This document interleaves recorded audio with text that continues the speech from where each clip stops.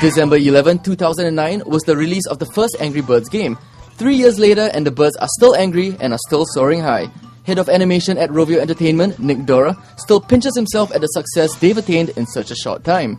I pinch myself almost weekly. I mean, there's those numbers that we have. I mean, 1 billion downloads since already in May, and having a video that's done over 80 million on YouTube. Those are like, and then when you're working with those numbers day to day, you really every now and then you have to slap yourself like, hey, this is really this is big, even though you're looking at this every day, and it's also humbling. It's really honoring that so many people connect with the characters in the game that way, and I have a lot of respect to our fans because we wouldn't be here without them.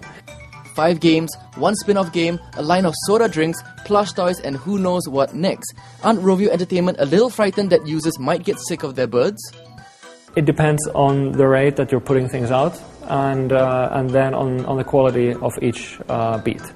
So if you can really get that balance right, the time between releases, and then there always being something more than just a label slap, then you should be in a good place. And it comes back to listening to the audience. How do they feel about things? Being having your feelers out there all the time. Nick spoke at Marina Bay Sands Convention Center for the 13th Asia TV Forum and Market, held in conjunction with Screen Singapore 2012. Previewing the latest update to Angry Birds Star Wars, The Ice Levels of Hoth, I asked Nick what other possible mashups could users see happen with Angry Birds. Off the top of your head, what would be a perfect mashup for Angry Birds? The next one, maybe? The most insane one, maybe? The most insane one, that's a good question. I don't know. Saw 5 and Angry Birds. Right. Hello. I want to play a game. Live or die. Make your choice. You're just gonna slice each other up in a room, maybe. That could be hilarious. Yeah. I mean, we're in the fortunate position that we can experiment a lot also in the current games that we have.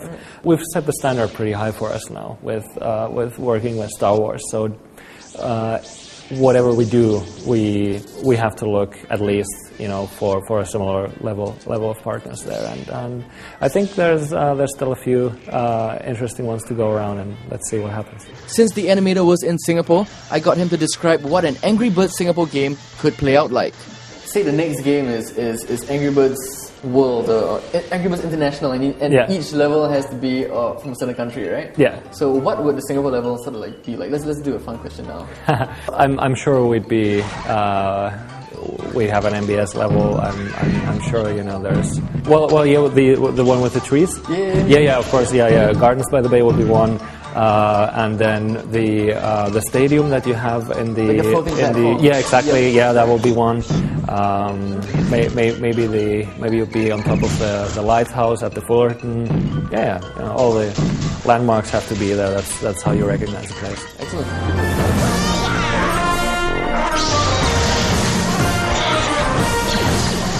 For more on Screen Singapore and Angry Birds, check out the entertainment page right here on Razor TV.